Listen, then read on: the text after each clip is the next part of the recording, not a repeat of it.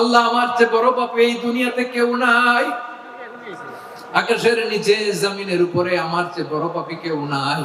ও আমার রব, আমি ছাড়া এই জমিনের বুকে তোমার গোলামের অভাব নাই, কিন্তু তুমি ছাড়া তো আমার দ্বিতীয় কোনো রব নাই। চোখের পানি ছেড়ে আল্লাহরে বলবেন, আল্লাহ তুমি আমার রব, তুমি আমার সব। আল্লাহ আমি ছাড়া এই জমিনে তোমার গোলামের অভাব নাই, তুমি ছাড়া আমার দ্বিতীয় কোনো রব নাই। এ কথা বলে চোখের পানি ছেড়ে আল্লাহরে স্বীকৃতি দেন, আল্লাহ আমি পাপী। আল্লাহ জামিনে আমার চেয়ে বড় পাপী আর কেউ নাই। ওযু করে সিজদায় লুটিয়ে পড়ে চোখের পানি ছেড়ে আল্লাহরে পাপের স্বীকৃতি দেন, আল্লাহ এমন কোন জুলুম নাই, গুনাহ নাই আমি করি নাই, সগীরা কবিরা, জেনে না জেনে, ইচ্ছায় অনিচ্ছায়, শিরকি বেদাতি সব গুনাহ করেছি।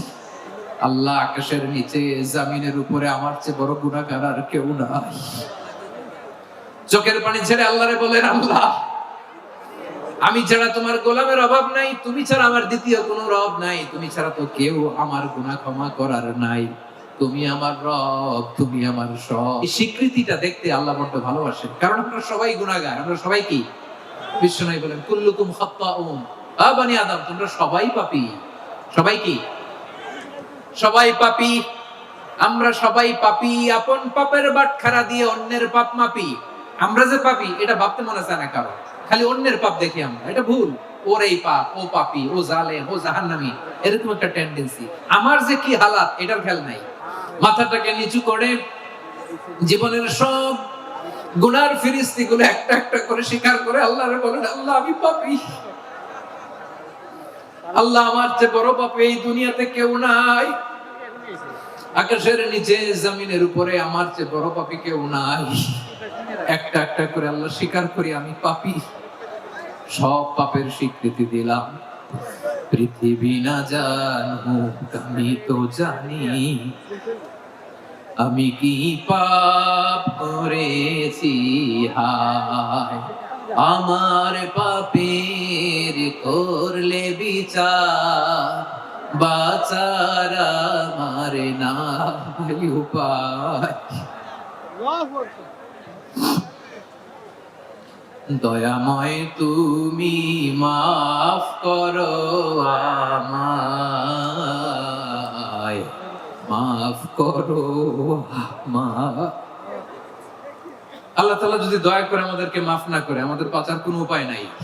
আপনি কি ভেবেছেন আপনার নামাজ দিয়ে আপনি জান্নাতে যাবেন? আপনি তাহাজ্জুদ গুজার, সেজদা দিতে দিতে কপালে দাগ ফেলেছেন, এটা আপনারা জান্নাতে নেবে না। আপনি এলাকার সবচেয়ে বড় হাতেমতাই দানশীল, এই দানের ভরসায় বসে আছেন, কশিন কালো না। আমাদের নামাজ, আমাদের রোজা, আমাদের ইবাদত, এগুলোকে মিজানের পাল্লায় উঠালে কোনো ওজনই হবে না। তবে আমাদের একটা কৌশল জানা আছে, আমরা আল্লাহর রহমতের ভিখারি। আমরা সেদিন আগেই গুনার স্বীকৃতি দিয়ে দেব। আমরা বলবো, আল্লাহ তুমি প্রশ্ন করার আগে তোমার একটা কথা বলি, আমারে কিছু জিজ্ঞেস করো না, আমি সব করেছি। এমন কোন পাপ নাই যে পাপ আমারে দিয়ে হয় নাই।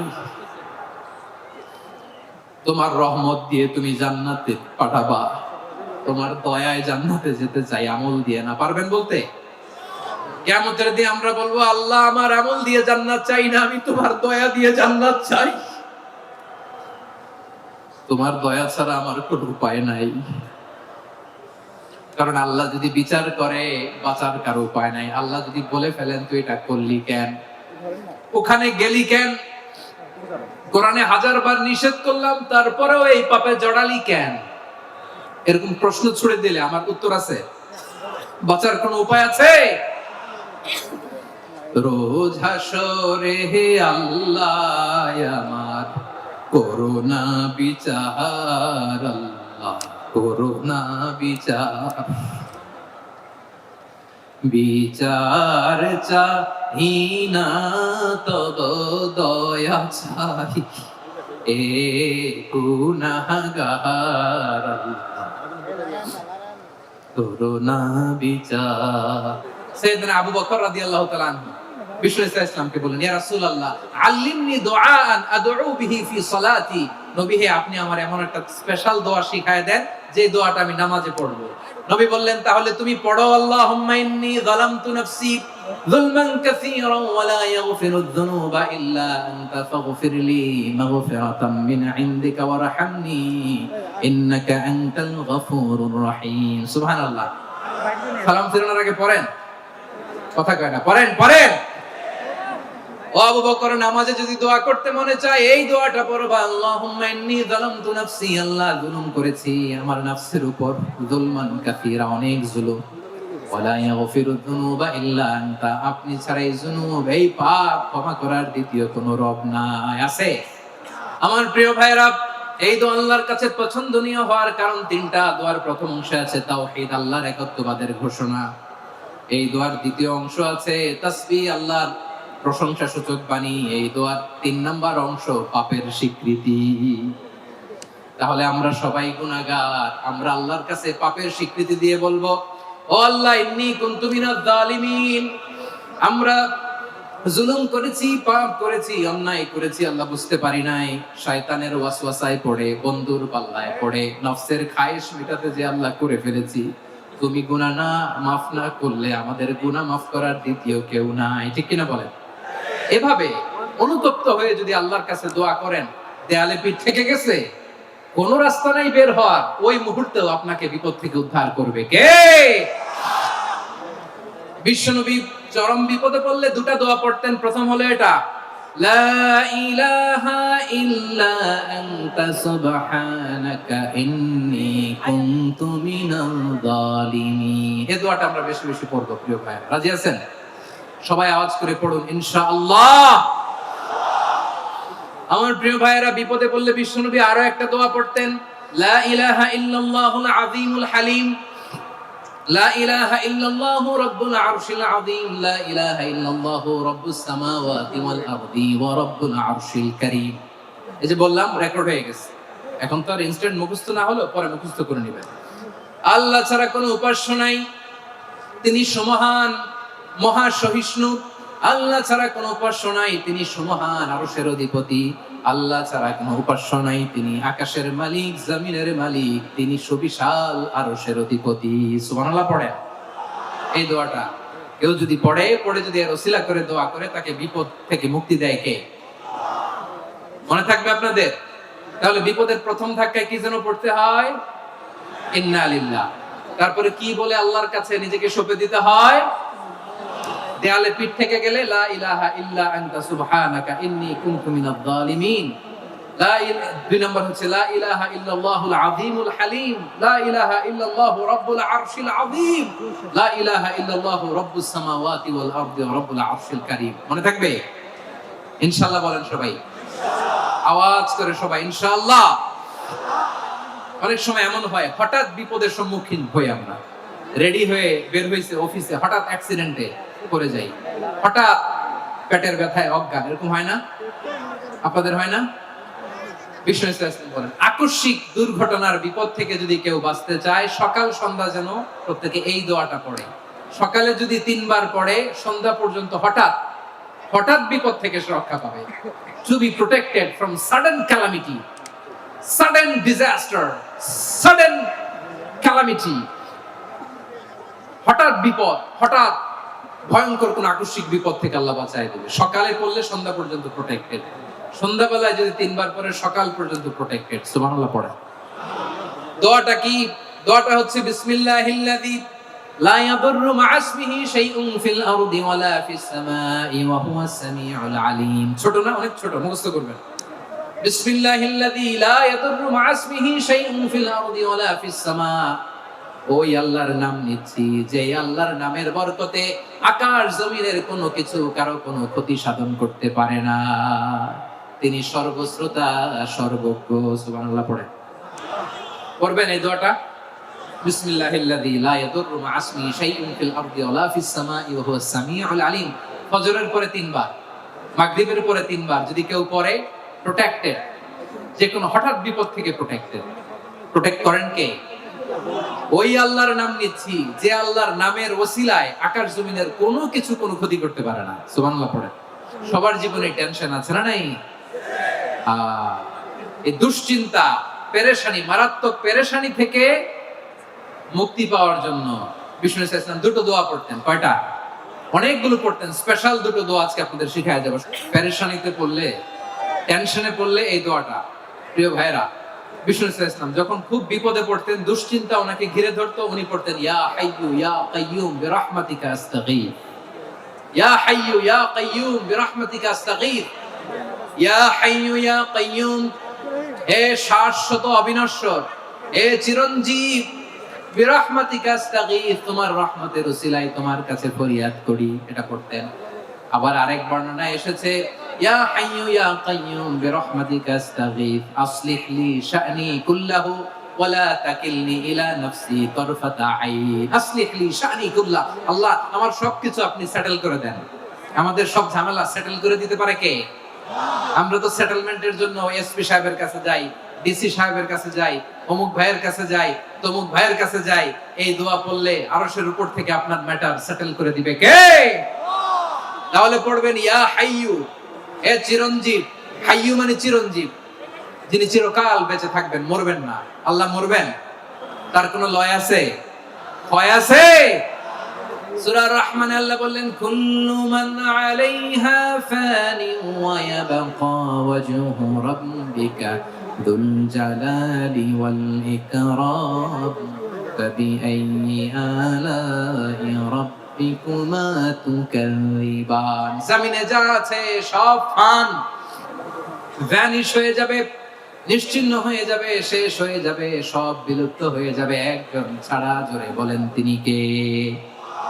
ইয়া হাইয়ু। আমার সাথে আওয়াজ করে পড়েন ইয়া হাইয়ু ইয়া কাইয়ুম ইয়া হাইয়ু ইয়া কাইয়ুম বিরহমাতিকা আস্তাগীথ আসলিহ লি শা'নি কুল্লা ওয়া লা তাকিলনি ইলা নাফসি তারফাতা আইন। এভাবে দোয়া করলে আপনাকে বিপদ মুক্ত করবে কে? এই দোয়াটা কেন পছন্দ আল্লাহর কাছে? কারণ এখানে আল্লাহর দুইটা সুন্দর নাম আছে, গুণবাচক নাম, আল হাই, আল কাইয়ুম। এই দুটো নাম আছে এখানে। আবার এই দুইটা আয়াতুল কুরসির অংশ। আয়াতুল কুরসির শুরুতে এটা আছে না নাই? হ্যাঁ, আছে না নাই? 3 নাম্বার কারণ এটা ইসমে আজম। কোন দোয়াটা ইসমে আজম? যে দোয়া ওসিলায় দোয়া করলে আল্লাহ দোয়া ফেরায় না। অনেকগুলো মত আছে, সবচেয়ে ভ্যালিড মত হচ্ছে এটা, ইয়া হাইয়ু ইয়া কাইয়ুম। এর ওসিলা দিয়ে দোয়া করলে দোয়া কবুল করে কে? 2 নম্বরে বিশ্বনবী মারাত্মক বিপদে পড়লে আরেকটা দোয়া পড়তেন, আল্লাহুম্মা ইন্নী আবদুক। আগে দোয়াটা পড়ি, শুনেন। আল্লাহুম্মা ইন্নী আবদুক ওয়া ইবনু আবদিক ওয়া ইবনু আমাতিক নাসিয়াতি বিয়াদিক মাদিন ফিয়া হুকমুক আদলুন ফিয়া কাদাউক আসআলুকা বিকুল্লি ইসমিন হুয়া লাক সাম্মাইতা বিহি নাফসাক আও আনজালতাহু ফি কিতাবিক আও আল্লামতাহু আহাদাম মিন খালকিক أو استأثرت به في علم الغيب عندك أن تجعل القرآن ربيع قلبي ونور صدري وجلاء حزني وذهاب همي। سبحان الله পড়েন। বিষ্ণু বলতেন আল্লাহুম্মা ইন্নী আবদুক, ও আল্লাহ আমি আপনার গোলাম, ওয়া ইবনু আবদিক, গোলামের ঘরের গোলাম, ওয়া ইবনু আমাতিক, বাদীর ঘরের গোলাম। মানে আল্লাহ আমি আপনার গোলাম। আমার বাবা আব্দুল্লাহ ছিল আপনার গোলাম, আমার মা আমিনা ছিল আপনার বাদী। মানে আমরা গোলাম বংশের, সব গোলাম। নিজের এর চেয়ে আর ছোট করে আল্লাহর কাছে উপস্থাপন করা যায় আমার ভাইরা? কথা কি বুঝতেছেন? নিজেকে এর চাইতে ছোট, নগণ্য আর তুচ্ছ করে আল্লাহর সাথে প্রেজেন্ট করা যায়? বিশ্বনবী বললেন ও আল্লাহ আমি আপনার গোলাম, গোলামের ঘরের গোলাম, দাসীর ঘরের গোলাম। নাসিয়াতি বিয়াদিক, আমার মাথার চুলের ছুটি আপনার হাতের মুঠোয়। আপনি ডানে টান দিলে আমি ডানে যেতে বাধ্য, আপনি বাঁয়ে টান দিলে বাঁয়ে যেতে বাধ্য। বিশ্বনবী বললেন আল্লাহ আমার মাথার চুলের ঝুঁটি আপনার হাতের মুঠোয়। আচ্ছা, এইভাবে কাকে ধরা হয়? যে খুব ছোট, ঠিক কিনা? নিজেকে কত ছোট করলেন বিশ্বনবী। ও আল্লাহ আমার মাথার চুলের ঝুঁটি আপনার হাতের মুঠোয়, আপনি ডানে টানলে আমি ডানে যাব, বাঁয়ে টানলে বাঁয়ে যাব। আল্লাহ আসআলুকা বিকুল্লি ইসমিন হুয়া লাক নাসিয়াতি বিয়াদিক মাদিন ফিয়া হুকমুক, আপনার নির্দেশ আমার উপর কার্যকর হবেই হবে। আদলুন ফিয়া কাদাউক, আপনার ফয়সালা, যেই ফয়সালাই আপনি আমার জন্য করেন এটাই ইনসাফ। সুবহানাল্লাহ বলেন। আমরা আল্লাহর ফয়সালায় সন্তুষ্ট হতে চাই না। কত কমপ্লেইন, আল্লাহ তুমি এটা দিলা না, ওইটা পাইলাম না, ওইটা হইল না রে, এরকম অভিযোগ কমপ্লেইন আমাদের আছে না নাই? আর বিশ্বনবী বলতেন আদলুন ফিয়া কাদাউ, আল্লাহ আমার জন্য তোমার যেটা ফয়সালা এটাই সবচেয়ে শ্রেষ্ঠ ইনসাফ, এর চেয়ে ইনসাফ আর হতে পারে। এভাবে কায়েম মনোবাক্যে আল্লাহর কাছে বিশ্বনবী দোয়া করতেন। এরপরে বিশ্বনবী বললেন, আল্লাহ তোমার যত নাম আছে সব নামের ওসিলায় দোয়া করি, যে নাম তুমি আমাদেরকে জানিয়েছো, যে নাম তুমি আমাদেরকে জানাও নাই, যে নাম তুমি কোরআনে নাজিল করেছো, যে নাম নাজিল করো নাই, যে নাম শুধু নবীদেরকে জানিয়েছো। আর আল্লাহর এমন কিছু চমৎকার চমৎকার সুন্দর সুন্দর নাম আছে, এই নামগুলো রব্বুল আলামিন কাউকে জানাবে না। সুবহানাল্লাহ বলেন। আমরা তো 99 নাম জানি, 100 নাম জানি আল্লাহ, কিন্তু আল্লাহর এমনও কিছু নাম আছে যেগুলো আল্লাহ বিশ্বনবীরও জানায় নাই। এগুলো আল্লাহ ইলমুল গায়বে রেখে দিয়েছেন। দোয়ার সময় বলবেন, আল্লাহ তোমার যেই নামগুলো জানি, যেগুলো জানি না, যেগুলো কোরআনে আছে, যেগুলো নাই, যেগুলো নবীরে খাস ভাবে জানাইছো ওগুলোর উসিলায়, যেগুলো কোনোদিন জানাবাও না, তোমার ওই নামের উসিলাও তোমার কাছে চাই। আল্লাহ কোরআনকে আমার হৃদয়ের বসন্ত বানাও, আমার বক্ষের জ্যোতি বানাও, আমার চিন্তা দুশ্চিন্তা তুমি দূর করে দাও। বিশ্বনবী বললেন, এই কালিমাগুলো, এই বাক্যগুলো পড়ে যদি কেউ আল্লাহর কাছে ফরিয়াদ করে, তার হৃদয় থেকে দুশ্চিন্তা কাটিয়ে দিবে কে? পড়বেন, এই দোয়াগুলো পড়বেন। আচ্ছা, সবশেষে বলি, ঋণের বোঝায় যারা জর্জরিত, বিষ্ণু ইসলাম চমৎকার একটা দোয়া শিখিয়েছেন।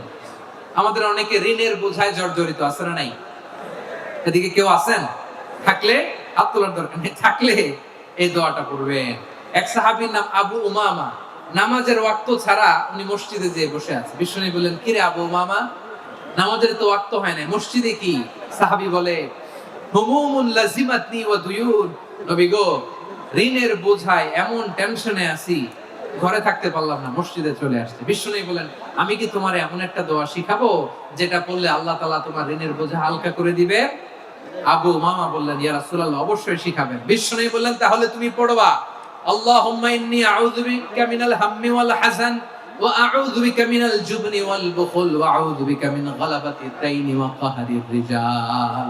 ও আল্লাহ, তোমার কাছ থেকে দুশ্চিন্তা থেকে পানাহ চাই, কৃপণতা, ভীরুতা, অলসতা, কার্পণ্যতা, এই সব কিছু থেকে, মানুষের কঠোরতা, আমার উপর মানুষের আধিপত্য এবং ঋণের বোঝা থেকে পানাহ চাই।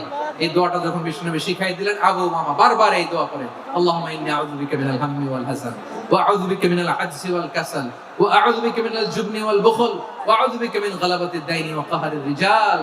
আবু উমামা বলে, এই দোয়া আমি পড়তে লাগলাম আর পড়তে লাগলাম, কিছুদিন পরে দেখা গেল বিশ্বনবীর শেখানো এই দোয়ার বদৌলতে আল্লাহ তাআলা আমার সব ঋণ পরিশোধের ব্যবস্থা করে দিয়েছেন। পড়েন সুবহানাল্লাহ। বিশ্বনবীর জামাতা সাইয়েদনা আলী রাদিয়াল্লাহু তাআলা আনহুর কাছে এক লোক এসে বলে, হে আলী, ঋণের বোঝায় আমি জর্জরিত, আমার কিছু অর্থ দিয়ে সাহায্য করুন। সাইয়েদনা আলী রাদিয়াল্লাহু তাআলা আনহু বললেন, আমি কি তোমারে এমন একটা দোয়া শিখাবো যেটা বিশ্বনবী আমাদের শিখিয়েছেন? এই দোয়া যদি তুমি পড়ো, লাউ কানা আলাইকা মিসলু জাবালিন কাবীরিন দাইনান আদাল্লাহু আনকা, পাহাড় পরিমাণে যদি ঋণের বোঝা হয়, আল্লাহ এটা পরিশোধের ব্যবস্থা করে দিবেন। ছোট্ট একটা দোয়া বিশ্বনবী শিখালেন, বললেন, তুমি পড়বা, আল্লাহুম্মা কফিনি বিহালালিকা আন হারামিকা ওয়া আগনিনি বিফাদলিকা আম্মান সিওয়াক। মুখস্থ আছে? হ্যাঁ, আছে। আল্লাহুম্মা কফিনি বিহালালিকা আন হারামিক, আল্লাহ তোমার হালাল দিয়ে আমাকে পরিতুষ্ট করো, হারাম থেকে বাঁচিয়ে রাখো, আর তোমার অনুগ্রহে মানুষের মুখাপেক্ষী যেন আমি না হই, আমি যেন সবসময় তোমার মুখাপেক্ষী হই, ওই তৌফিক দিও। সুবহানাল্লাহ পড়েন। এই দোয়া বেশি বেশি পড়লে ঋণের বোঝা হালকা করে দিবে কে? তাহলে প্রিয় ভাইয়েরা, বিপদে পড়লেই প্রথমে কি করবেন? পটুয়াখালী ভুইলা গেছে, বিপদে পড়লেই প্রথমে ইন্না লিল্লাহ কি বলে নিজেকে আল্লাহর কাছে সঁপে দিতে হয়, হাসবুনাল্লাহ। চরম বিপদে দেয়ালে পিঠ থেকে গেছে, তখন লা ইলাহা ইল্লা আনতা সুবহানাকা ইন্নী কুনতু মিনাজ জালিমিন। এরপরে লা ইলাহা ইল্লাল্লাহুল আযীমুল হালিম, এই দোয়া। আকস্মিক বিপদ, হঠাৎ যেন কোনো বিপদ আমাকে পেয়ে না বসে, এটার জন্য বিসমিল্লাহিল্লাযী লা ইয়াদুররু মা ইসমিহি শাইউন ফিল আরদি ওয়ালা ফিস সামাই ওয়া হুয়াস সামিউল আলীম। সকালে 3 বার, রাতে 3 বার। আর মারাত্মক tension, hyper tension, anxiety, depression থেকে বাঁচার জন্য 2 দোয়া, ইয়া হাইয়্যু ইয়া কাইয়্যুম, ইয়া হাইয়্যু ইয়া কাইয়্যুম, মনে থাকবে? আর আল্লাহুম্মা ইন্নী আবদুক, এই দোয়া। ঋণ থেকে বাঁচার জন্য 2 দোয়া, আল্লাহুম্মা ইন্নী আউযু বিকা মিনাল হাম্মি ওয়াল হাযান, এটা। আর আল্লাহুম্মা কফিনি বিহালালিকা আন হারামিকা ওয়া আগনিনি বিফাদলিকা আম্মান সিওয়াক। আর সব সময় পড়ার জন্য একটা আমল দিয়ে যাই, উঠতে বসতে, অফিসে যাচ্ছেন, অফিস থেকে ফিরতেছেন, বসে আছেন, শুয়ে আছেন, ছোট্ট এক শব্দে আমরা যেন বেশি বেশি পড়ি আস্তাগফিরুল্লাহ। আওয়াজ করে আমার সাথে পড়ুন আস্তাগফিরুল্লাহ। আবার পড়ুন আস্তাগফিরুল্লাহ। আল্লাহ রাসূল সাল্লাল্লাহু আলাইহি ওয়াসাল্লাম বলেন, মান লাজিমাল ইস্তিগফার, যে সব সময় এরকম ইস্তিগফারের সাথে লেগে থাকে, জাআলাল্লাহু লাহু মিন কুল্লি দীকিন মাখরাজা, আল্লাহ তাআলা তাকে কোনো বিপদে আটকান না, সে জীবনে আটকাবে না, যে কোনো বিপদে আল্লাহ তার রাস্তা বের করে দিবেন।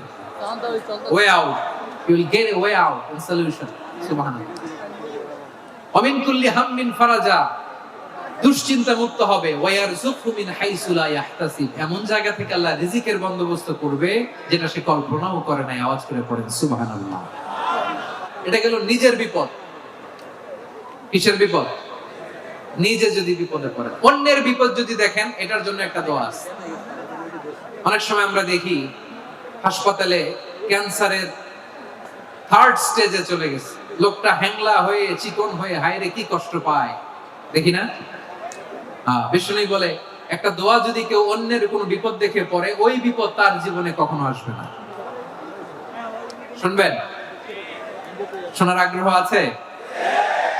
অনেক সময় হয় যে আমরা মহাসড়ক দিয়ে যখন চড়ি, দুর্ঘটনায়, আইরে আল্লাহ, দুর্ঘটনায় মানুষের মাথা একদিকে, দেহ আরেকদিকে, ব্লিডিং, এরকম হয় না? আল্লাহ তুমি হেফাজত করো। বিশ্বনবী বলেন, এই দুর্ঘটনা দেখে কেউ যদি এই দোয়াটা পড়ে, তার জীবনে সে কোনোদিন এরকম অ্যাক্সিডেন্টের সম্মুখীন হবে না। শুনবেন?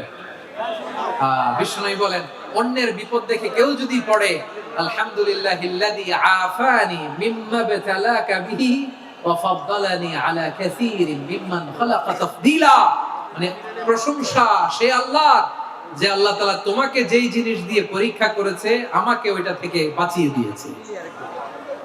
তোমাকে আল্লাহ যেই বিপদে ফেলেছে, আমাকে ওই বিপদ থেকে তিনি মুক্ত রেখেছে, আর তার অনেক সৃষ্টির উপর আমাকে তিনি প্রাধান্য দিয়েছে। সুবহানাল্লাহ পড়েন। যে কোনো বিপদ, কারো ক্যান্সার দেখে যদি এই দোয়াটা আপনি বিশ্বাসের সাথে পড়েন, জীবনে কোনোদিন ক্যান্সার রোগে আক্রান্ত হবেন না। দুর্ঘটনা দেখে যদি পড়েন, ওই দুর্ঘটনা আপনাকে স্পর্শ করবে না। যে কোনো কারো বিপদ দেখে যদি কোনো বিশ্বাসী বান্দা এই দোয়া পড়ে, বিশ্বনবী বলেন, লাম ইউসিবহু যালিকাল বালা, ওই বিপদ তাকে আর ধরবে না। রুফিয়া মিনহু মিন যালিকাল বালা কাইনাম মা কান, সে যতদিন হায়াত পাবে কোনোদিন ওই বিপদ তাকে স্পর্শ করবে। এই কথাই রব্বুল আলামিন বলেন, ওয়া ইয়ামসাসকাল্লাহু বিদুররিন ফালা কাশিফা লাহু ইল্লা হু ওয়া ইয়ুরিদকা বিখাইরিন ফালা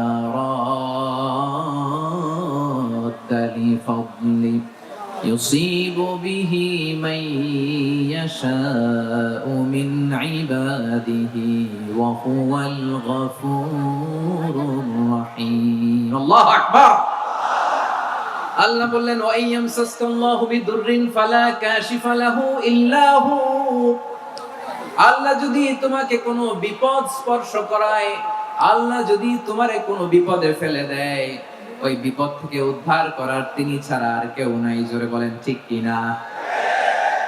তিনি যদি কোনো বিপদে ফেলেন, তিনি ছাড়া বিপদ থেকে উদ্ধার করার কেউ নাই। আর তিনি যদি তোমার প্রতি কোনো অনুগ্রহ করতে চান, ওই অনুগ্রহ ঠেকিয়ে দেওয়ার ক্ষমতাও কারো নাই। আল্লাহ যদি আপনার সফলতা দিতে চায়, পৃথিবীর কোন শক্তি ওই সফলতাকে থামাতে পারে? এজন্য আল্লাহ বললেন, খবরদার, চিন্তা রাখিদা খালিস করে নাও। ওয়া ইয়ামসাসকাল্লাহু বিদুররিন ফালা কাশিফা লাহু ইল্লা হু, আল্লাহ বিপদে ফেললে বিপদ থেকে উদ্ধার করার কেউ থাকে না। আর আল্লাহ যদি তোমার প্রতি দয়া দেখাতে চান, অনুগ্রহ করতে চান, ওই অনুগ্রহকে প্রতিরোধ করার মতো ক্ষমতা কারো নাই। তিনি তার বান্দাদের মধ্য থেকে যাকে ইচ্ছা তাকে দেন, যত ইচ্ছা তত দেন। তিনি ক্ষমাশীল, তিনি মেহেরবান। সুবহানাল্লাহ।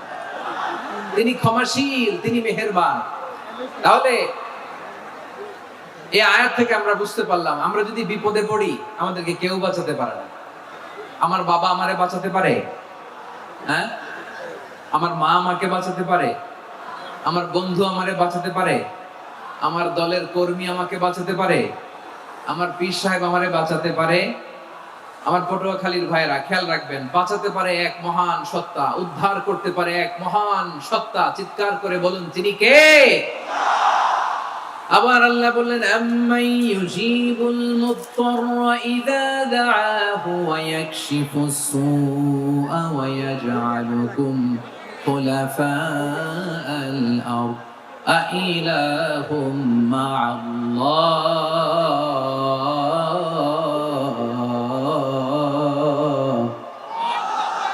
ক্বালিলাম মা তাযাক্কারুন। রব্বুল আলামিন বলেন, বিপদে পড়ে কাতর কণ্ঠে চিন্তাগ্রস্ত হয়ে যখন কেউ ফরিয়াদি হয়ে আল্লাহর ডাকে হাত তোলে, তখন এই ব্যক্তির ডাকে সাড়া দেয় কে?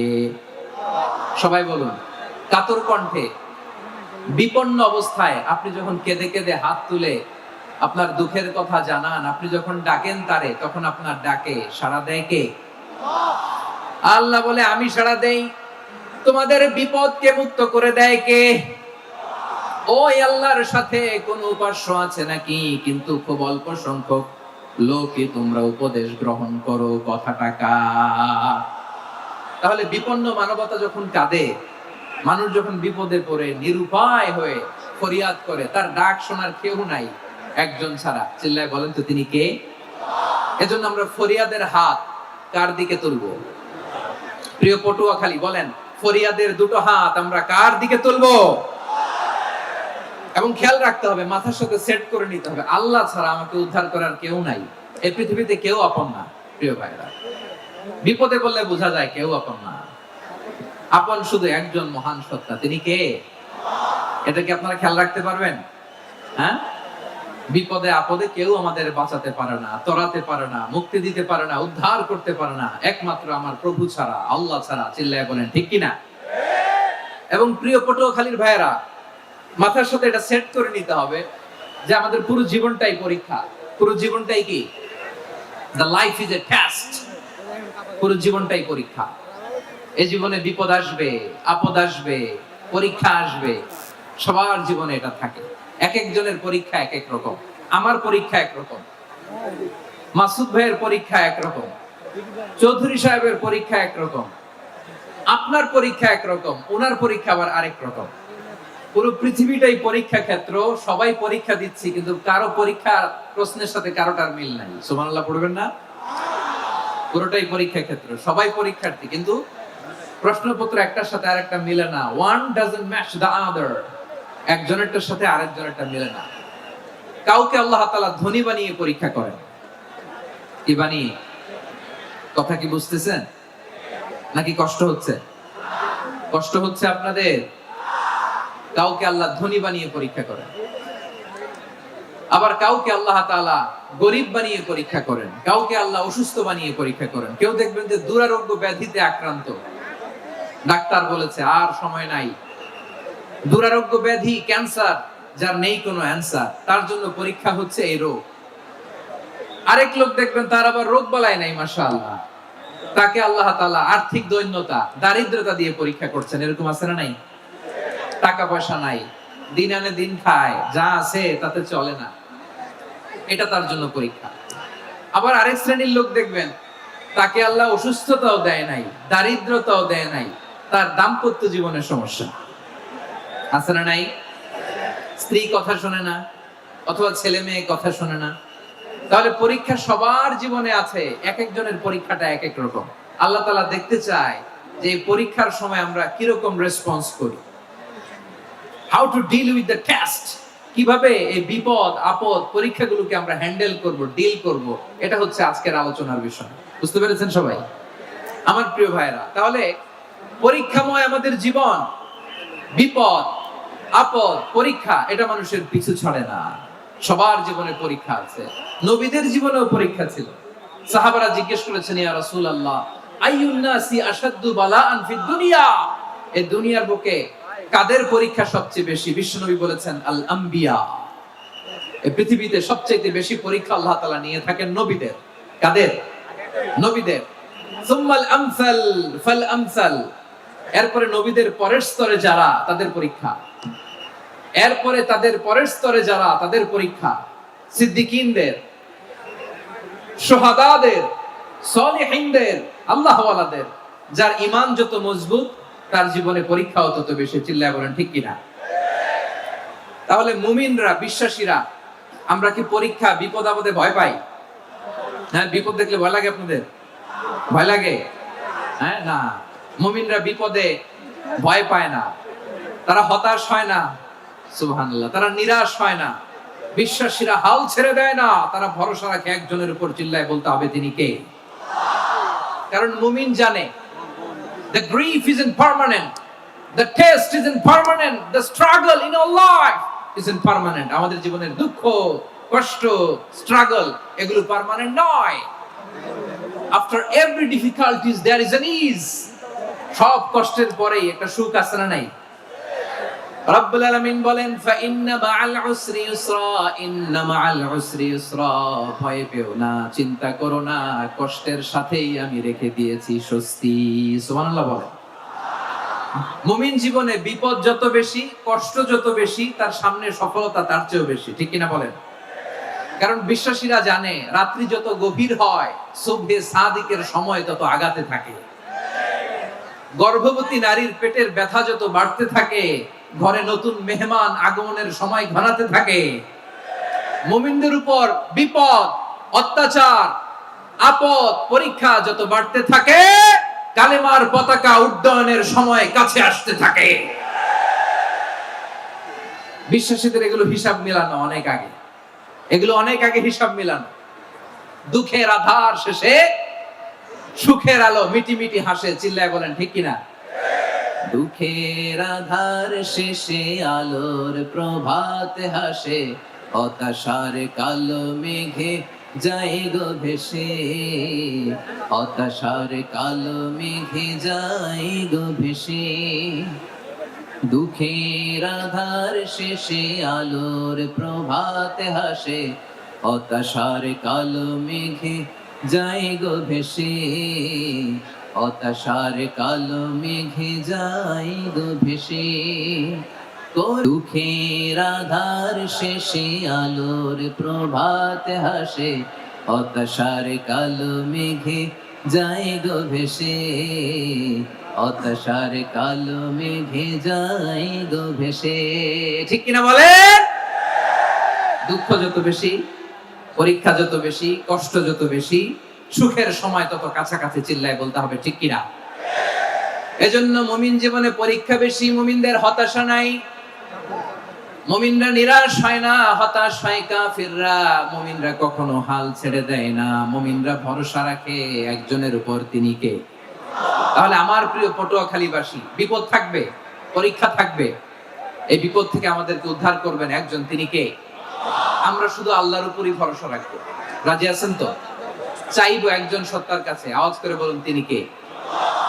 একজন সত্তার কাছে চাইবে। বিশ্বনবী ওনার চাচাতো ভাই আব্দুল্লাহ ইবনে আব্বাস রাদিয়াল্লাহু তাআলা আনহুকে বললেন, ইয়া আব্দুল্লাহ ইবনে আব্বাস, হে আব্দুল্লাহ ইবনে আব্বাস, ইযা সাআলতা ফাসআলিল্লাহ, যখন চাইবে আল্লাহর কাছে চাও। ও আব্দুল্লাহ, যখন চাইবা আল্লাহর কাছে চাও। ওয়া ইযা ইসতাআনতা ফাসতাইন বিল্লাহ, যখন সাহায্য চাইবা আল্লাহর কাছে ফরিয়াদ করো। জেনে রেখো আব্দুল্লাহ, ওয়া'লাম আন্নাল উম্মাতা লাউ ইজতামাআত আলা আন ইয়ানফাউকা বিশাইইন লাম ইয়ানফাউকা ইল্লা বিশাইইন ক্বাদ কাতাবাহু আল্লাহু লাক। ও আব্দুল্লাহ, জেনে রেখো, মনে রেখো, গোটা বিশ্বের সবাই মিলে যদি তোমার উপকার করতে চায়, ততটুকুই তারা করতে পারবে যতটুকু আল্লাহ তোমার নসিবে সেটা লিখে রেখেছে। ঠিক কিনা বলেন? আর যদি গোটা বিশ্বের সবাই মিলে তোমার বিরুদ্ধে কনস্পাইরেসি করে, ষড়যন্ত্র করে, গোটা বিশ্বের সবাই মিলেও যদি তোমার ক্ষতি করতে চায়, ততটুকুই শুধু পারবে যেটা আল্লাহ তোমার জন্য বরাদ্দ রেখেছে।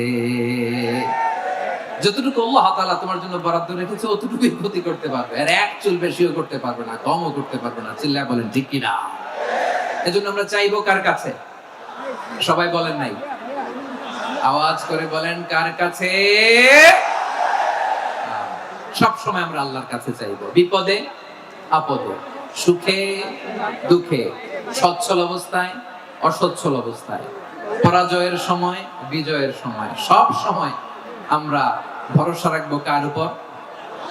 সবাই বলুন। একদল লোক আছে যারা বিপদে পড়লে আল্লাহরে ডাকে, আছে না নাই? পটুয়াখালীতে মাশাআল্লাহ নাই। বিপদ আসলে আল্লাহরে ডাকে, বিপদ নাই আল্লাহ নাই। বিপদে পড়লে নামাজ পড়ে, বিপদও নাই নামাজও নাই। বিপদে পড়লে জিকির করে, বিপদ যখন চলে যায় ওদের জিকিরও বন্ধ হয়ে যায়। এরকম আছে না নাই? কিছু লোক দেখবেন পরীক্ষা আসলে নামাজ পড়ে, আছে আছে। জেনজি আওয়াজ করো, এরকম আছে? এই কমন পড়ে গেছে, কমন পড়ছে। দেখবেন পরীক্ষার সময় নামাজ পড়ে, পরীক্ষাও নাই নামাজও আছে। এরকম কিছু লোক আছে অসুস্থ হলে আল্লাহরে বড্ড ভালোবাসে, আল্লাহরে খুব ডাকে। অসুস্থ হইলে, অসুস্থতাও নাই, আল্লাহ স্মরণও নাই। দেখবেন কিছু লোক নির্বাচন আসলে খুব আল্লাহওয়ালা হয়ে যায়। তখন দেখবেন মাথার মধ্যে হেজাব লাগায়, পাঞ্জাবি লাগায়, আল্লাহওয়ালা হয়ে যায়। নির্বাচনও নাই, এরপরে আল্লাহর কথাও নাই। আছে না নাই? না, এরকম হওয়া যাবে না। সব সময় আমরা আল্লাহরে ডাকবো, বিপদে আপদে সব সময় ভরসা রাখবো আমরা একজনের উপর। আওয়াজ করে বলেন, তিনি কে? এক কথায় আল্লাহ তাআলা আমাদের চোখে আঙ্গুল দিয়ে জানিয়ে দিলেন, ফাইদা রাকিবু ফিল ফুলকি দা'আউল্লাহ মুখলিসিনা লাহুদ্দিন ফালাম্মা নাজ্জাহুম ইলাল বাররি ইযা হুম ইউশরিকুন। আল্লাহ বলে একদল লোক আছে, তারা যখন নৌযানে চড়ে, জলযানে চড়ে, সাগরের মধ্যে যখন জাহাজে চড়ে, লঞ্চে চড়ে, তারা যখন তুফানের সম্মুখীন হয় তখন তারা আল্লাহরে বড্ড বেশি ডাকে, একান্ত ভাবে ডাকে, বিশুদ্ধ চিত্তে ডাকে। আবার তুফান থেকে তাদেরকে সেফ জোনে নিয়ে, নিরাপদ জোনে নিয়ে যখন বন্দরে আমি আল্লাহ তাদেরকে ভিড়িয়ে দেই, ওই লোকগুলো আবার আমি আল্লাহর সাথে শিরিক করে। এরকম আছে না নাই? জাহাজে উঠছে, সাগরের মাঝখানে তুফান, ওই সময় দেখবেন আল্লাহ কারে কয়। এই কথা তো আপনাদেরকে বোঝানো সহজ, আপনারা তো নদীর দেশের মানুষ। লঞ্চে চড়েন নাই কারা কারা? দেখি, লঞ্চে চড়ছেন? হ্যাঁ, লঞ্চে চড়ে নাই এরকম একজনও নাই এখানে। আচ্ছা, লঞ্চে উঠছেন কে কে? দেখি। মাশাআল্লাহ মাশাআল্লাহ মাশাআল্লাহ, ঠিক আছে, আপনাদের বোঝানো সহজ। আচ্ছা, লঞ্চে উঠে তুফানের সম্মুখীন হয়েছেন, জলোচ্ছ্বাস, সবাই? মাশাআল্লাহ। এই ওয়াজ তো আপনাদের মুখস্থ, ঠিক কিনা বলেন? আমার বলার দরকার নেই, বলেন। মাঝ নদী, তুফান, জলোচ্ছ্বাস, জলের মধ্যে উচ্ছ্বাস, ঢেউ, টর্নেডো, সাইক্লোন, মেঘের ঘনঘটা, পরিবেশ ঘুটঘুটে অন্ধকার, লঞ্চ একবার এদিকে আরেকবার ওইদিকে, ভিতরে কি অবস্থা হয় বলেন তো? হ্যাঁ, তখন মুসলিম আল্লাহরে ডাকে, হিন্দু আল্লাহরে ডাকে, ঠিক কিনা বলেন? আস্তিক আল্লাহরে ডাকে, নাস্তিক আল্লাহরে ডাকে, ঠিক কিনা?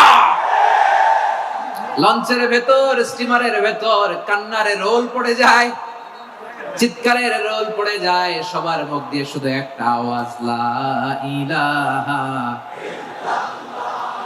লা ইলাহা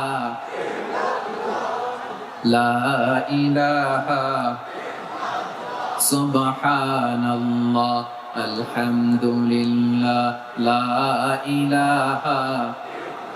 আল্লাহ নামের জিকির করবে যারা, আল্লাহর কাছে প্রিয় তারা, আল্লাহর কাছে প্রিয় যারা, জান্নাতে প্রবেশ করবে তারা।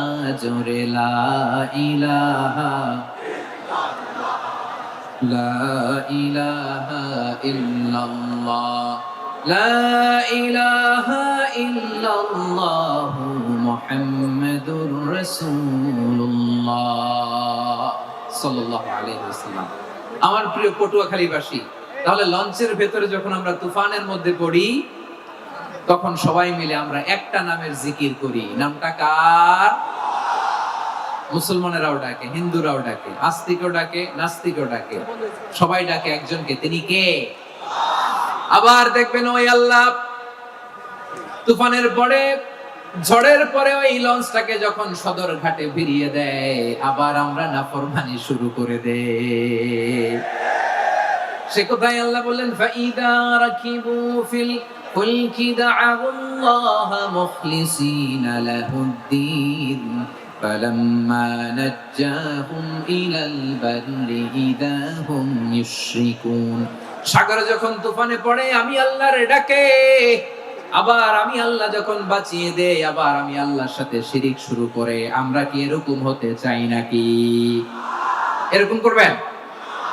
হ্যাঁ না, আমরা তুফানে পড়লেও আল্লাহরে ডাকি, আবার বাঁচায় দেওয়ার পরেও ডাকি কারে? আল্লাহকেই ডাকি। বিমানের মধ্যে মাঝে মাঝে দেখবেন যে এয়ার টার্বুলেন্স হয়, জানেন? এয়ার টার্বুলেন্স জানেন তো? মাঝে মাঝে বিমানটা বাউন্সিং করে, বাম্পি, ভেরি বাম্পি ওয়েদার। শুনেন নাই? 40,000 ফিট উপরে যখন থাকে, তখন পাইলট মাঝে মাঝে বলে, dear passengers, ladies and gentleman, right now we are flying 40,000 feet above the ground and we are passing very air turbulence, very heavy air turbulence right now. Please fasten your seat belt. দেখবেন মাঝে মাঝে বলে যে, ভদ্র মহিলা, ভদ্র মহোদয়গণ, আমরা 40,000 ফিট উপর দিয়ে যাচ্ছি আর এয়ার টার্বুলেন্স ফেস করছি, মেহেরবানি করে আল্লাহর হস্তে সিট বেল্ট বাঁধুন। তখন বিমানটা এরকম বাউন্সিং করে, শেকিং করে। আপনারা মুখোমুখি হয়েছেন? ইদানিং এই এয়ার টার্বুলেন্স বেড়ে গিয়েছে। গত বছর আমার ইন্টারন্যাশনাল অনেকগুলো ফ্লাইট ছিল, তো আমি দেখলাম যে আগের ফ্লাইটগুলোর তুলনায় এখন এয়ার টার্বুলেন্স খুব বেশি। আমি একটু রিসার্চ করে দেখলাম, ক্লাইমেট চেঞ্জের কারণে, জলবায়ু পরিবর্তনের কারণে আকাশের বাতাসের মুভমেন্টে পরিবর্তন হয়েছে, ফলে এখন বিমান শেকিং করে বেশি, বাউন্সিং, বাম্পি ওয়েদার। তো বলেন তো, 40,000 ফিট উপরে যখন আপনি, কয় হাজার ফিট? সবাই বলুন, কয় হাজার ফিট? 40,000 ফিট উপরে যখন আপনি, তখন যখন বিমানটা এরকম বাউন্সিং করে, সবাই যখন ভমিটিং করে বিমান নষ্ট করে দেয়, বমি করে, তখন বাঁচানোর কে আছে আল্লাহ ছাড়া? কেউ আছে? ওই মুহূর্তেও সবাই মিলে একজনের ডাকে আওয়াজ করে বলেন, তিনি কে?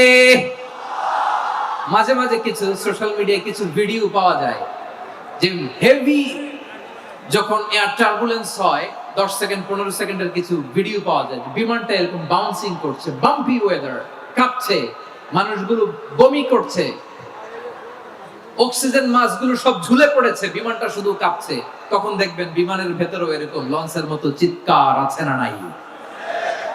বিমানের ভেতরেও তখন চিৎকার। গত বছর হিথ্রো এয়ারপোর্ট থেকে সিঙ্গাপুর এয়ারলাইন্সের একটা ফ্লাইট, হিথ্রো টু চাঙ্গি, একটা ফ্লাইটে এমন বেশি এয়ার টার্বুলেন্সের শিকার হয়েছিল ওই এয়ারক্রাফটটা, 33 জন যাত্রী সেখানে আহত হয়েছে, একজন যাত্রী নিহত হয়েছে। কেবিন ক্রুজ, এয়ার হোস্টেস যারা আছে, একজনের নাক ফেটে, চোখ ফেটে, কপাল ফেটে, ব্লিডিং হয়ে শয়লা। প্রিয় ভাইরা, ওই 40,000 ফিট উপরে বিমানটা যখন কাঁপবে, তখন আমাদেরকে আল্লাহ ছাড়া আর কেউ বাঁচানোর আছে? এত আস্তে বললে হবে? ওই কঠিন মুহূর্তে আমার বাবা আমারে বাঁচাতে পারে, আমার বন্ধু আমারে বাঁচাতে পারে। এই গ্রাউন্ডে, জমিনের বুকে আমার প্রোটোকল, আমার ক্ষমতা, আমার দাম্ভিকতা, কোনো কিছু আমারে বাঁচাতে পারে? একজন ছাড়া, চিল্লায় বলতে হবে, তিনি কে? সে আল্লাহ বললেন, গোলাম, আমি বিপদের সময় ঠিকই তোমাদের বাঁচিয়ে দেই। ওই বিমানের ভেতরে 40,000 ফিট উপরে যখন তোমরা এয়ার টার্বুলেন্সের শিকার হও, তখন নাস্তিকও আল্লাহরে ডাকে, হিন্দু আল্লাহরে ডাকে। জোরে বলেন ঠিক কিনা? আবার বিমানটা যখন শান্ত হয়ে যায়, একটু পরেই বিমানের স্ক্রিনের মধ্যে হিন্দি সিনেমা খোঁজে। বিমানের স্ক্রিনে কিন্তু বিশাল ওখানে আফলাম, ফিল্মের একেবারে বুঝাই করা। বিমানটা শান্ত হলে আবার হিন্দি সিনেমা দেখা শুরু করে। একটু আগে ডাকছিল কারে? কারে? দেখবেন বাংলাদেশে আমাদের ক্রিকেটাররা যখন অন্য কোনো দেশের সাথে খেলে, অনেক সময় এমন হয়, বল বাকি একটা, রান দরকার 6টা। বল বাকি কয়টা? পটুয়াখালী বুঝে নাই কোথায়? বল বাকি কয়টা, রান দরকার। আপনি দেখবেন ক্যামেরাম্যান তখন গ্যালারিতে খালি দেখায় দর্শকদের যে কি অস্থিরতা, হিপ হপ স্টাইলের মেয়েটা, যে মেয়েটার ওড়না এতক্ষণ ছিল গলায়, এতক্ষণ কই ছিল, ওই মেয়েটা দেখবেন ওড়নাটা টেনে মাথায় দিয়ে এরকম মুনাজাত ধরতেছে, আল্লাহ আল্লাহ, একটা সক্কা, আল্লাহ আল্লাহ, আমার লাল সবুজের পতাকারে তুমি অপমানিত কইরো না আল্লাহ, ইন্ডিয়ার সাথে আমাদের খেলা আল্লাহ আল্লাহ, একটা সক্কা, একটা একটা। পুরো পুরো খেলা জুড়ে এই মেয়ের ওড়না ছিল গলায়, কিন্তু যখন 1 বলে 6 রান দরকার, ওড়না চলে আসছে কোথায়, মাথায়। আবার মুনাজাত আছে না নাই? চিকি বাংলাদেশের দামাল ছেলে এমন এক শট মারলো, বল চলে গেল স্টেডিয়ামের বাইরে, ছক্কা, জিতে গেলাম আমরা। পুরো স্টেডিয়াম জুড়ে চিৎকার, হই হুল্লোড়, মौज মাস্তি। যে মেয়েটা মাথার মধ্যে ওড়না দিয়ে এতক্ষণ সুবহানাল্লাহ সুবহানাল্লাহ বলে আল্লাহর কাছে দোয়া করেছে, ওই মেয়ে এখন আবার ওড়না ফেলে দিয়ে নাচা শুরু করে দিয়েছে। তাহলে আল্লাহর ভয়, আল্লাহর প্রতি আস্থা, বিশ্বাস, ভালোবাসা, এটা কি ক্ষণিকের জন্য? মানে আমার যখন লাগবে তখন আল্লাহর ইউজ করবো নাকি? হ্যাঁ, বিপদে আপদে, সুখের সময় দুঃখের সময়, সচ্ছল অসচ্ছল অবস্থায় বিশ্বাসীরা ভরসা রাখে একজনের উপর। চিৎকার করে বলে পটুয়াখালী, তিনি কে? সে আল্লাহ বললেন, গোলাম মনে করো না জাহাজ থেকে সদরঘাটে ভিড়িয়ে দিলাম তুমি নিরাপদ হয়ে গেছো, মনে করো না 40,000 ফিট থেকে সেফ ল্যান্ডিং এর পরে এয়ারপোর্টে নেমে গেলেই তুমি নিরাপদ হয়ে গেছো। ও মিয়া, বিপদ কি শুধু সাগরে আর আকাশে? ঘরের বিপদও, ঘরের ভেতরও বিপদ আসতে পারে কি পারে না?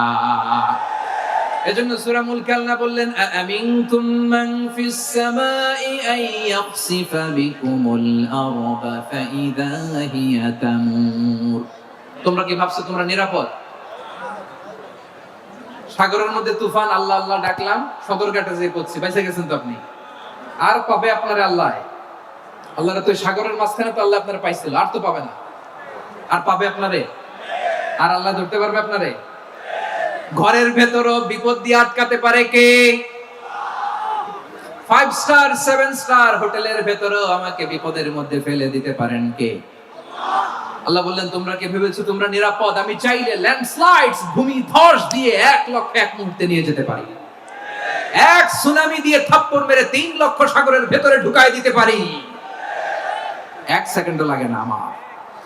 أم أمنتم من في السماء أن يرسل عليكم حاصبا فستعلمون كيف نذير। আল্লাহ চাইলে আকাশ থেকে পাথর বৃষ্টি নাজিল করতে পারেন কি পারেন না?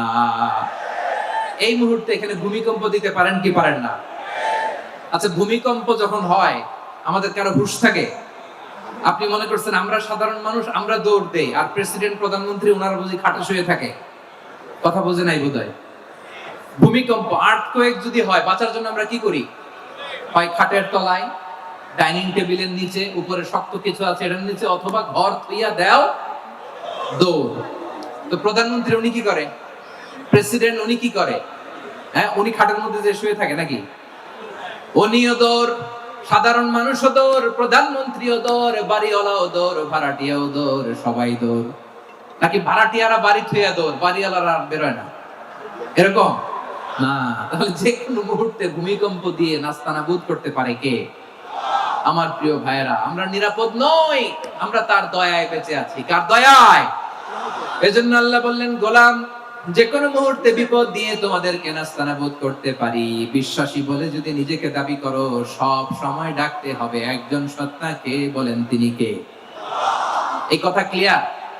এই সবগুলো উদাহরণ শেষে সবার কাছে ক্লিয়ার হয়েছে না যে বিপদ থেকে, আপদ থেকে, পরীক্ষা থেকে, ক্যালামিটি থেকে আমাদেরকে কেউ বাঁচাতে পারে না একজন সত্তা ছাড়া। আবারও বলেন তো তিনি কে? ক্লিয়ার? হ্যাঁ, সবাই বুঝতে পারছেন? আচ্ছা, এবার আমরা দেখি বিষ্ণু ইসলামের জীবনে বিপদ আপদ ছিল কিনা। উনি বিপদ আসলে কিভাবে ডিল করতেন, বিপদ আসলে কোন দোয়া পড়তে হয়, কিভাবে ফরিয়াদের হাত উত্তোলন করতে হয়, কিভাবে রবের দরবারে নতজানু হয়ে ফরিয়াদ করতে হয়, এটা জানার দরকার আছে না নাই? আসলে আমরা বিষ্ণুনবীর জীবনী থেকে দেখি বিপদ আসলে উনি কি করতেন। বিপদ আসলেই প্রথমে বিষ্ণু ইসলাম একটা দোয়া পড়তেন। কি পড়তেন? তিনি পড়তেন, ইন্না লিল্লাহি ওয়া ইন্না ইলাইহি রাজিউন, নিশ্চয় আমরা আল্লাহর জন্য, নিশ্চয় আমরা কার দিকে ফিরবো ভাই?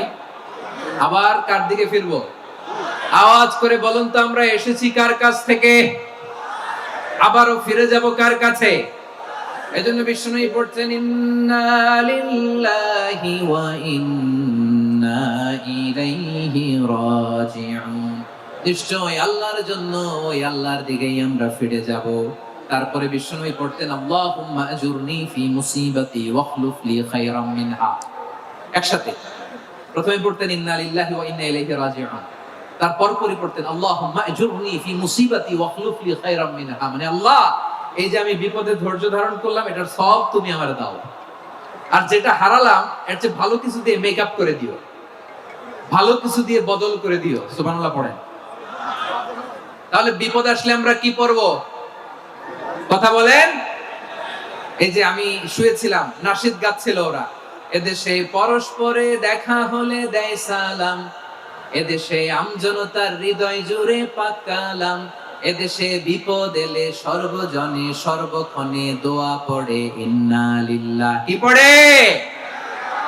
সুবহানাল্লাহ সুবহানাল্লাহ সুবহানাল্লাহ সুবহানাল্লাহ। এদেশে আজান শুনে সূর্য ওঠে শহর গ্রামে, এদেশে আজান শুনে সূর্য ডুবে সন্ধ্যা নামে, এদেশে সকল কাজে সবাই বলে বিসমিল্লাহ, এদেশে ভালো কিছু দেখে শুনে হাসি মুখে সবাই বলে মাশাআল্লাহ। সুবহানাল্লাহ পড়ে।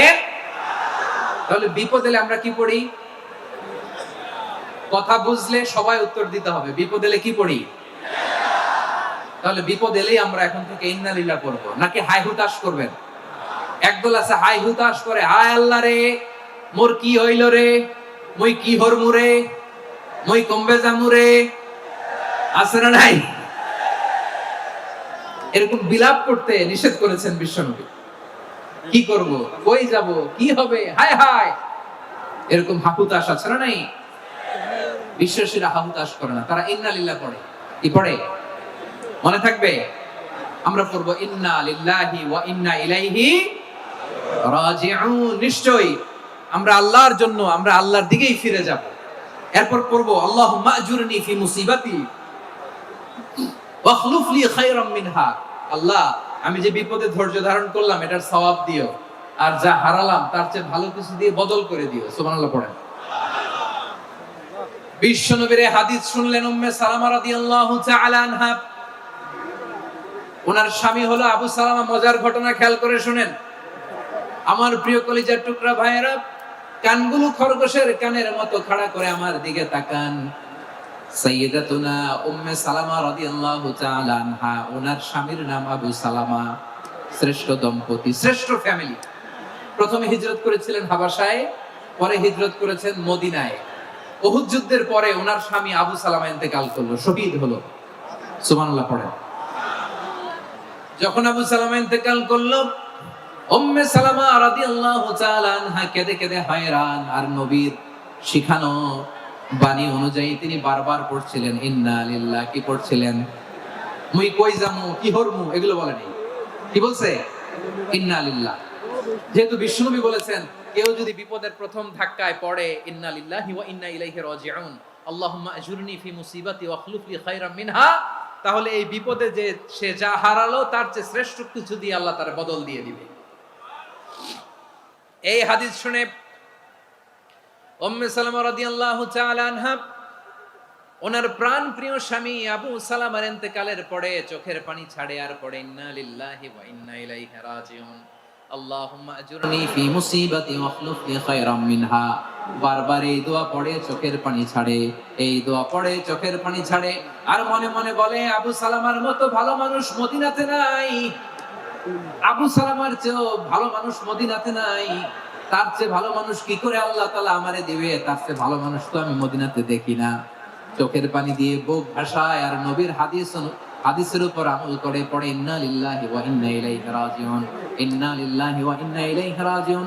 পড়তে পড়তে চোখের পানি ছাড়ে আর চিন্তা করে বিশ্বনবী বললেন এই দোয়া পড়লে যেটা হারালাম তার চেয়ে ভালো কিছু দিয়ে আল্লাহ পুরস্কার দেয়। আবু সালামার চেয়ে ভালো মানুষ মদিনার মধ্যে আর কে হতে পারে? কি আজীব তামাশা, কি অবাক করা ঘটনা! কিছুদিন পরে দেখা গেল সাইয়্যিদুল মুরসালিন রাহমাতাল লিল আলামিন স্বয়ং বিশ্ব নবী উম্মে সালামাকে বিয়ের প্রস্তাব পাঠিয়েছে। স্বয়ং বিশ্ব নবী উম্মে সালামা রাদিয়াল্লাহু তাআলা থেকে বিয়ের প্রস্তাব পাঠিয়েছেন। উনি রাজি হয়ে গেলেন, বিয়ে হয়ে গেল, উনি হয়ে গেলেন উম্মুল মুমিনিন, আমাদের মা, পুরো মুসলিম উম্মার মা। চিৎকার করে বলেন আল্লাহু আকবার। তাহলে আমার প্রাণপ্রিয় ভাইরা, বিপদে পড়লে আমরা পড়বো ইন্না লিল্লাহি ওয়া ইন্না ইলাইহি রাজিউন, আল্লাহুম্মা আজুরনি ফি মুসিবাতি ওয়া আখলুফ লি খায়রাম মিনহা। পড়বেন? পড়বেন না? যারা যারা বিপদ আসলে এই দোয়াটা পড়বেন এখন থেকে আওয়াজ করে ইনশাআল্লাহ বলেন। যা হারাইছেন তার চেয়ে শ্রেষ্ঠ জিনিস দিয়ে বদলা দিবে কে? বিশ্বাস হয়? একটু সন্দেহ লাগে মনে হয়, একটু সন্দেহ সন্দেহ আছে? যাদের বিশ্বাস হবে তাদের কি আল্লাহ উত্তম বদলা দিবে, ঠিক কিনা বলেন? তাহলে বিপদে পড়লেই প্রথমে আমরা এটা করব। দোয়াগুলো যদি এখন মুখস্থ না হয়, এই যে রেকর্ডিং হচ্ছে, পেয়ে যাবেন, কালকেই পেয়ে যাবেন। শুনে শুনে মুখস্থ করবেন। আমার মায়েরা, আমার বোনেরা, আপনাদের জন্য 3টি মাঠের অ্যারেঞ্জমেন্ট করা হয়েছে, আমি জানি। আপনারা এই দোয়াগুলো পড়বেন, আপনার স্বামীকে শেখাবেন, সন্তানকে শেখাবেন, আপনার পুরো পরিবারটাকে জান্নাতের টুকরো বানিয়ে দিবে কে? তাহলে বিপদ আসলে প্রথমে কি পড়তে হবে এটা জেনে গেলাম। এরপরে বিপদ আসলে নিজেকে কি করে আল্লাহর কাছে সঁপে দিতে হয় এটাও জানার দরকার আছে না নাই? বিপদে প্রথমে ইন্নালিল্লাহ করলাম, ধৈর্য ধারণ করলাম, বিপদ থেকে উদ্ধারের সর্বোচ্চ চেষ্টা করলাম। আমার কাজ যখন শেষ, তখন আমি আমার এই বিষয়টা আল্লাহর কাছে সঁপে দিব। কার কাছে সুপর্দ করব? কার কাছে? বিপদে বললে কেমন করে নিজেকে আল্লাহর কাছে সঁপে দিতে হয়, আসুন সাইয়েদনা ইব্রাহিম আলাইহিস সালামের জীবনী থেকে জানি। আল্লাহর খলিল ইব্রাহিম আলাইহিস সালাম আমাদের মতো সমাজ ব্যবস্থা পায় নাই। আমরা জন্মের পরে আমাদের কানের ভেতরে আজান দিয়েছে কে? একামত দিয়েছে কে? আমাদের বাপ দাদারা আমাদের কানে আজান দিয়েছে কি? দেয় নাই। আমাদের জন্মের পরেই তো আজান, একামত, বাড়ির পাশে মসজিদ, প্রতিদিন আজান, জুমার খুতবা, প্রতি মাসে মাসে তাফসীরুল কোরআন মাহফিল, মসজিদ, মিনারা, অভাব নাই, ঠিক কিনা বলেন? আপনি যেই সুন্দর ইসলামিক এনভায়রনমেন্ট পেয়েছেন, আমাদের ইব্রাহিম খলিল উনিও কি এরকম পেয়েছিলেন? হ্যাঁ, উনি জন্মের পর পরে ওনার কানে আজান দিয়েছে কেউ? আমার প্রিয় ভাইরা, আগা গোড়া একটা শিরকি পরিবেশ উনি জন্মগ্রহণ করেছেন। উনি ছাড়া ওই তল্লাটে একজনও আল্লাহর উপর বিশ্বাসী নাই। কল্পনা করতে পারেন? গোটা তল্লাটে, গোটা দেশে বিশ্বাসী মুমিন, আল্লাহর উপর বিশ্বাস স্থাপনকারী কয়জন? সবাই বলেন কয়জন? বাকি সব মুশরিক। বাকি সব মুশরিক নিজের সাথে নিজে শক্ত বোঝাপড়া করে, অ্যানালজি করে, সেলফ কনভারসেশন করে উনি মহা সত্যের সন্ধান পেয়েছে। উনি আকাশের তারা দেখে ভাবে মনে হয় এটাই আমার খোদা। পরে দেখে তারা নাই, মনে মনে বলে না তাইলে এটা না। আবার চাঁদ দেখে বলে চাঁদটা বড় মায়া লাগে, মনে হয় এটাই আমার রব। পরে দেখে চাঁদও নাই, কয় না এটা না। এরপরে দ্বীপ প্রহরের জলজলে সূর্যটা খা খা করে গোটা পৃথিবীটারে রৌদ্র দিয়ে তাতিয়ে রাখে। তিনি ভাবলেন মনে হয় এটাই আমার রব, কারণ এটাই তো সবচেয়ে বড়। কিন্তু বিকেল বেলা ওই সূর্যটাও যখন চলে যায়, সাইয়েদনা ইব্রাহিম বলে না এটাও তো নাই। আমার খোদা যদি আমারে ছেড়ে চলে যায়, বিপদে পড়লে আমারে উদ্ধার করবে কে? এভাবে নিজের সাথে অ্যানালজি, সেলফ কনভারসেশন করতে করতে করতে তিনি মহা সত্যের সন্ধান পেয়েছেন। সুবহানাল্লাহ পড়েন। সব শেষে তিনি ডিসিশন নিয়ে ঘোষণা দিলেন, ইন্নী ওয়াজ্জাহাতু ওয়াজহিয়া লিল্লাযী ফাতারাস সামাওয়াতি ওয়াল আরদা হানিফান ওয়া মা আনা মিনাল মুশরিকিন। নিশ্চয় আমি এমন সত্তার দিকে মনোনিবেশ করলাম, মুখাপেক্ষী হলাম, যিনি আকাশ বানিয়েছেন, জমিন বানিয়েছেন, আমি মুশরিক নই। সুবহানাল্লাহ। পারতেন? আপনি পারতেন? কেউ নাই, লক্ষ লক্ষ মুশরিক, আপনি একা। ওনার মতো এরকম বিচক্ষণতা দিয়ে আল্লাহরে খুঁজে পাইতে পারতেন আপনি? কি নবী ছিল, আল্লাহকে খুঁজে পেয়েছে। যখন আল্লাহর ইবাদত শুরু করলো, এই কথা ছড়ায় পড়লো চারদিকে। নমরুদ সাইয়েদনা ইব্রাহিমকে ডেকে পাঠালেন। নমরুদ বলে, ইব্রাহিম তুমি নাকি মূর্তির পূজা না করে কোন নতুন রবের ইবাদত করো, কে তোমার রব? সাইয়েদনা ইব্রাহিম বললেন, রব্বি আল্লাযী ইউহয়ী ওয়া ইউমীত, আমি এমন রবের ইবাদত করি যিনি জীবন দেন, যিনি মৃত্যু দেন। নমরুদ বলে, তাই নাকি? তোমার রব জীবন দেয়, মৃত্যু দেয়, আর এটা তো আমি দেই। আমিও তো জীবন দেই, আমিও তো মৃত্যু দেই। সাইয়েদনা ইব্রাহিম বললেন, কেমন করে তুমি জীবন দাও মৃত্যু দাও একটু দেখাও তো। নমরুদ জেলখানা থেকে দুজন কয়েদিকে ডেকে আনলো, কয়েদি এনে অর্ডার করলো, একটাকে এখনই শিরোচ্ছেদ, হেড অফ, ডেথ পেনাল্টি, মৃত্যুদণ্ড দেয়া হলো, ফিনকি দিয়ে রক্ত বের হলো। নমরুদ বলে, দেখো দুজনকে ধরে আনলাম, একজন কয়েদিকে দিলাম ডেথ পেনাল্টি, মৃত্যুদণ্ড, পরে মৃত্যু দিলাম, আরেকজন যে দাঁড়িয়ে আছে চাইলে ওরেও আমি মৃত্যুদণ্ড দিতে পারি, কিন্তু না, ওরে আমি দিব না, ওরে আমি বাঁচায়া দিলাম, ছেড়ে দিলাম, মানে জীবন দিলাম। দেখো ইব্রাহিম, তোমার চোখের সামনে একজনরে মৃত্যু দিলাম, আরেকজনরে জীবন দিলাম। আপাত দৃষ্টিতে তাই তো, একজনরে তো জীবন দিল, আরেকজনরে মৃত্যু দিল। সাইয়েদনা ইব্রাহিম এবার বিপাকে পড়ে গেলেন, কিন্তু এক একজন নবীকে আল্লাহ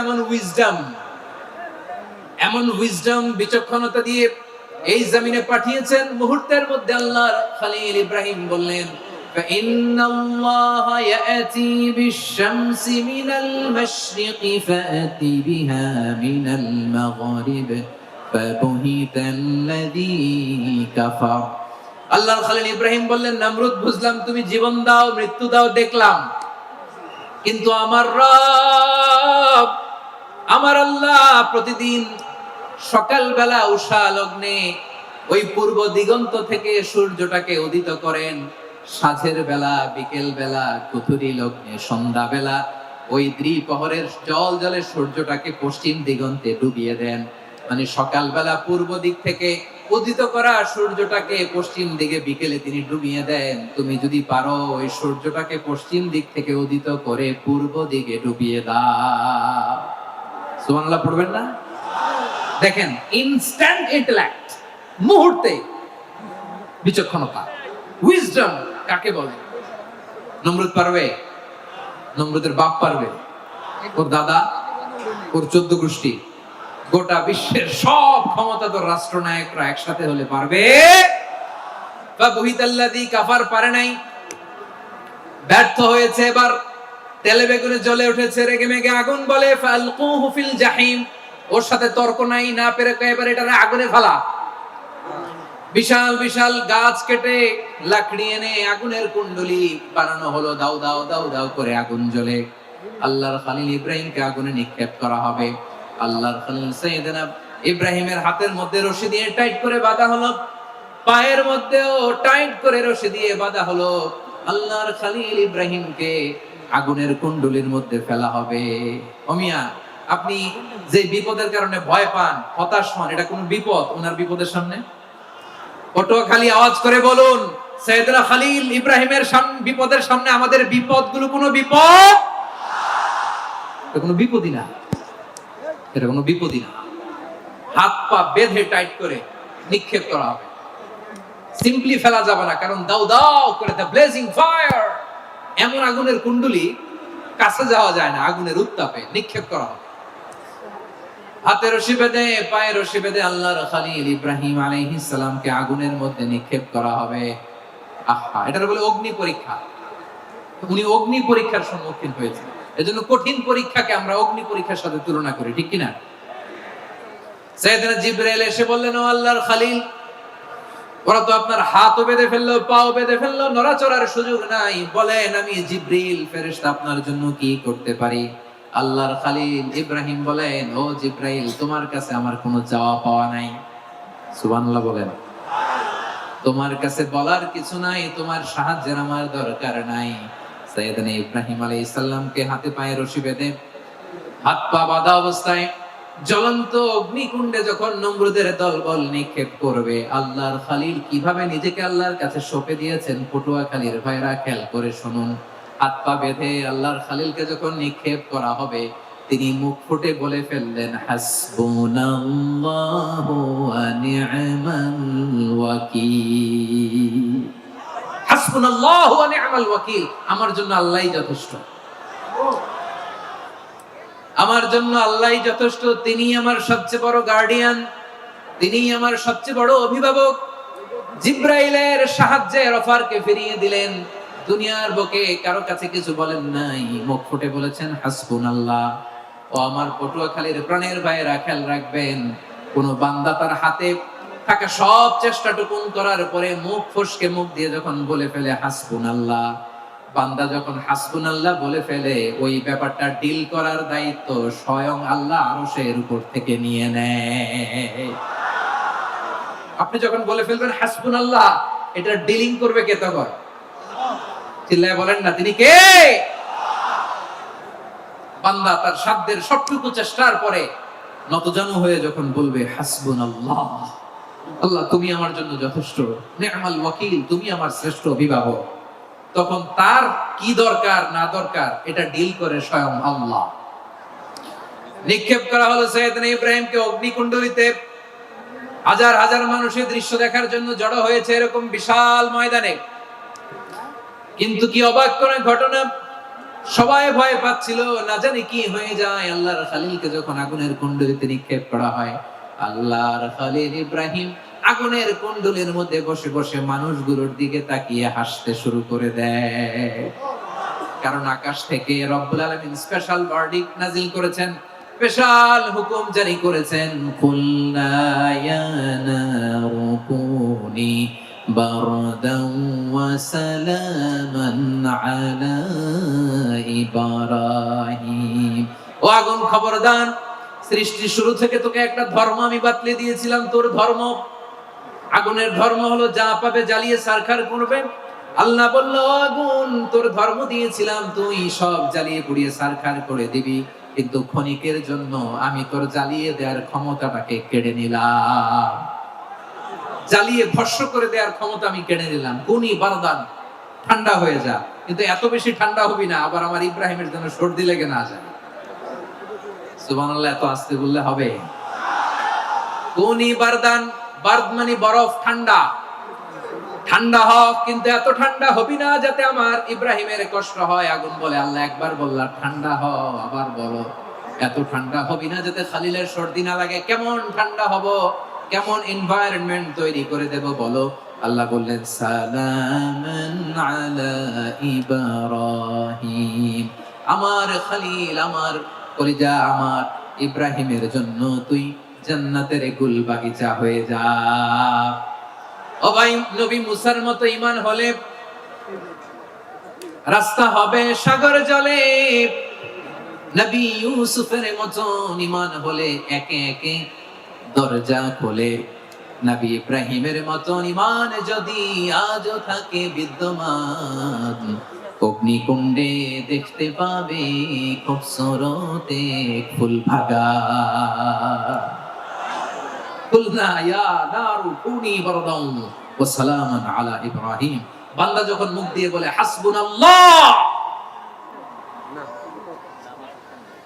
আমার আল্লাহ আমার জন্য যথেষ্ট, এই বলে যখন নিজেকে সঁপে দেয়, তার কি লাগবে ওই দায়িত্ব স্বয়ং নিয়ে নেয় কে? সবাই বলেন, স্বয়ং নিয়ে নেয় কে?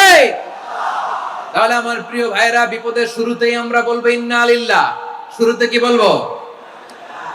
এরপরে যেই বাক্যটা পড়ে নিজের পরিস্থিতিকে আল্লাহর দরবারে সঁপে দিব, সেটা হচ্ছে হাসবুনাল্লাহ। সেটা কি? বিষ্ণু বলেন, লা ইয়াজালু লিসানুকা রাতাবান মিন যিকরিল্লাহ, সব সময় আল্লাহর স্মরণ দিয়ে, জিকির দিয়ে জিহ্বাটারে সিক্ত রাখো।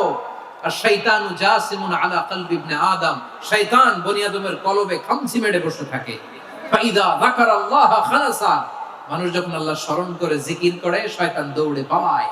ওয়াইদা গাফালা ওয়াসওয়াসা, যখনই বনি আদম গাফেল হয়, তখনই শয়তান তার হৃদয়ে ওয়াসওয়াসা দেয়।